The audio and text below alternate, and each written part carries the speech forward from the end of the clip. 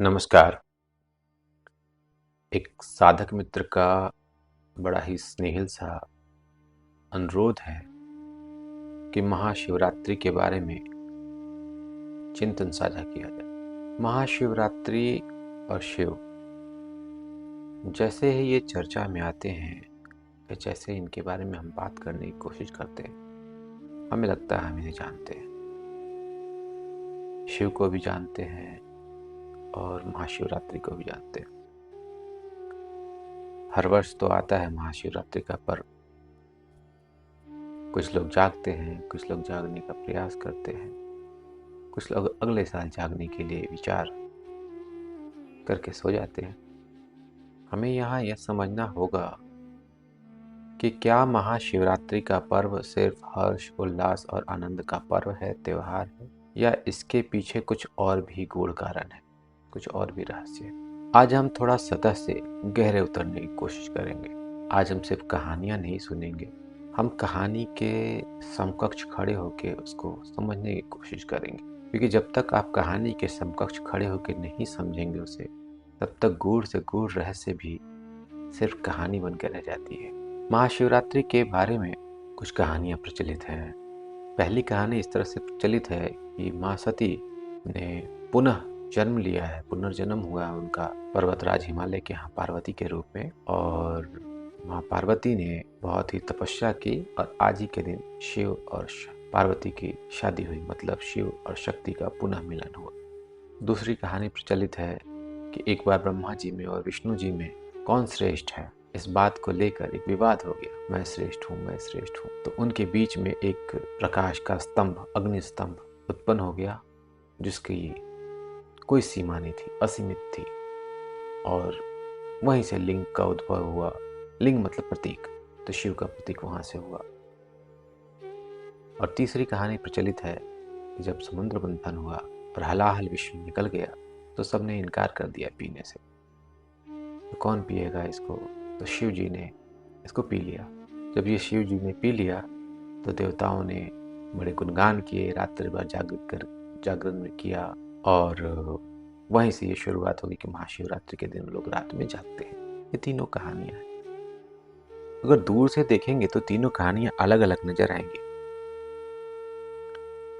पहली कहानी में शिव पार्वती का शादी हो रही है, दूसरी कहानी में शिव जो है अग्नि स्तंभ के रूप में प्रकट होते हैं, और तीसरी कहानी में शिव ने विषपान किया है और लोग उनके इस कृत्य के लिए, क्योंकि उन्होंने लोगों के ऊपर, देवताओं के ऊपर एक उपकार किया है, तो इसके लिए लोगों ने रात्रि भर जागरण करके इसका सम्मान किया है। लेकिन ठीक से देखिए तो ये मूलतः कहता क्या है? शिव और शक्ति का मिलन, मतलब पुरुष और प्रकृति का मिलन। एक चीज यहाँ पे और समझते हुए चलने की जरूरत है हमें। शिव और शक्ति दो अलग अलग स्थिति नहीं है, एक ही स्थिति है। जैसे उदाहरण के तौर पे कहा जाए कि फायर इज हॉट, या आग गर्म है, तो मैं कहता हूं कि थोड़ा सा ठंडा आग ले आ। ठंडा आग कैसे ले आओगे? आग ठंडी हो गई तो फिर तो कोयला हो गया, या राख हो गई, लकड़ी रह गई। तो फायर का मतलब ही है कि वो गर्म है। उसी तरह शिव का मतलब है कि शक्ति उसमें निहित है। जैसे शक्ति हटा देंगे तो शिव नहीं बचेंगे। तो ये सारी जो चेतना है, चेतना की परम अवस्था को समझाने की बात कही जा रही है। और ये जो तीनों घटनाएं हैं जो असीमित आए हैं, जो प्रकाश स्तंभ है असीमित, तो असीमित जो समझाने की बात है, जिसका शुरुआत नहीं है, जिसका अंत नहीं है, जो श्री कृष्ण ने भगवद गीता में कहा है कि मैं आदि हूँ, अनंत हूँ। आदि मतलब मैं शुरुआत नहीं हो सकता, शुरू से ही हूँ, और अनंत हूँ, आखिरी तक हूँ। तो वही चीज समझाने के लिए इन्होंने इस तरीके से कहा कि अनंत है। और रात्रि जागरण का अर्थ है कि आप योग के दृष्टिकोण से देखेंगे तो उस दिन की जो ऊर्जा होती है हमारी ऊर्ध्वगामी होती है। महाशिवरात्रि के दिन पृथ्वी की कुछ ऐसी स्थिति होती है खगोलीय जहाँ पे हमारी ऊर्जा ऊपर की तरफ उठ रही होती है। तो ऐसे में अगर आप जाग के रीढ़ की हड्डी को सीधी करके रखेंगे तो वो ऊर्जा आपको ऊपर की ओर उठने में मदद करेगी। सारा का सारा ये तंत्र है। तंत्र का मतलब शरीर को टूल की तरह प्रयोग करते हुए आप इस आत्म जागरण के रात को ज़्यादा हेल्पफुल बना सकते हैं अपने लिए, क्योंकि यहाँ पे शिव को समझना है। और शिव शिव को समझने के लिए हम ही नहीं है, पूरी कहानी में एक और कहानी सुनेंगे, और भी सुंदर कहानी है। शिवरात्रि से नहीं, शिव को समझने की कहानी है। तो शिव को समझने के लिए हम और आप ही उत्सुक नहीं है। शिव को समझने के लिए माँ पार्वती, भैरवी, वो भी उत्सुक है। और वो पूछती हैं शिव से कि आप कौन हैं? क्या आप नाद है, मतलब साउंड है? क्या आप बिंदु है? क्या सेंटर है आप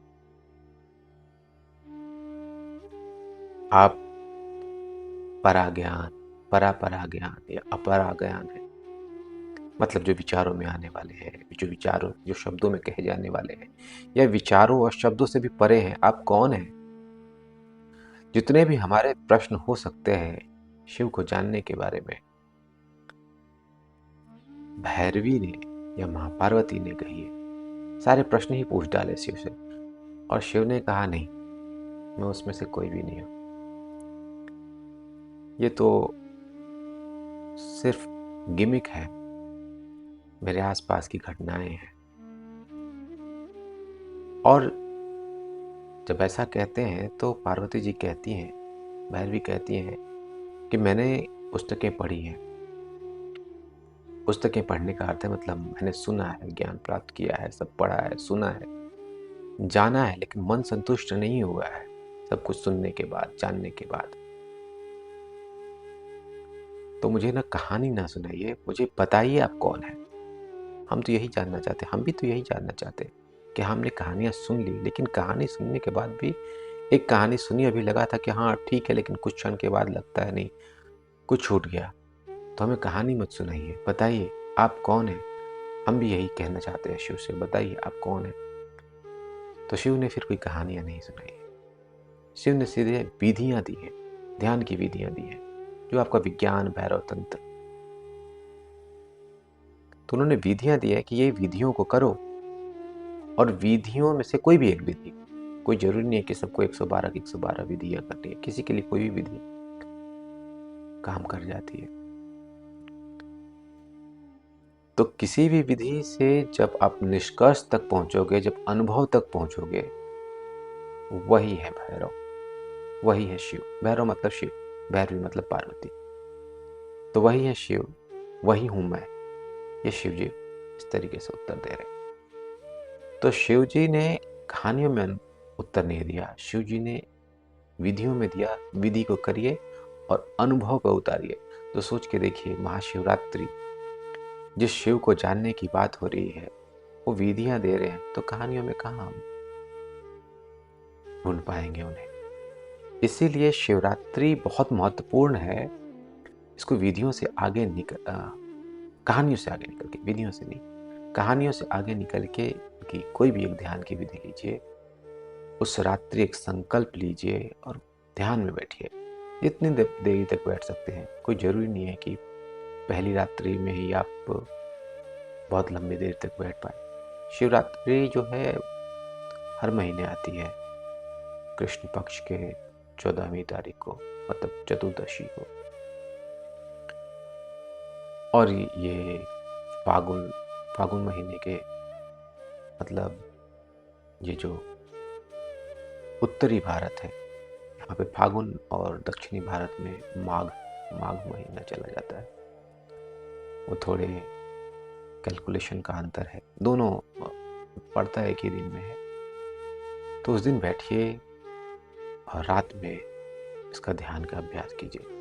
एक और चीज़ का ध्यान रखिए कि इसका अभ्यास कैसे करेंगे, तो उसके लिए कोशिश कीजिए दिन में उपवास रखिए। उपवास रखने से ईश्वर नहीं खुश हो जाते हैं। उपवास रखने से आपका पेट और शरीर हल्का रहता है। तो भूखा शरीर मतलब हल्का शरीर सबसे सुंदर शरीर होता है ध्यान के लिए। तो थोड़ा दिन में उपवास कीजिए, जो बिल्कुल भूखे नहीं रह सकते हैं, थोड़ा हल्का-फुल्का खा लीजिए, जिससे शरीर हल्का रहे कम से कम।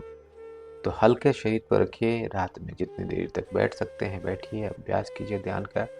अगर रात्रि भर जागरण कर सकते हैं तो और भी सुंदर स्थिति है। रात भर बैठिए, थोड़ी भक्ति कीजिए, थोड़ा घूमिए, लगातार अगर ध्यान में बैठ सकते हैं तो और भी सुंदर बात है। तो ये एक अवस्था है, एक व्यवस्था है, जहाँ पे आप शिव को जान सकते हैं।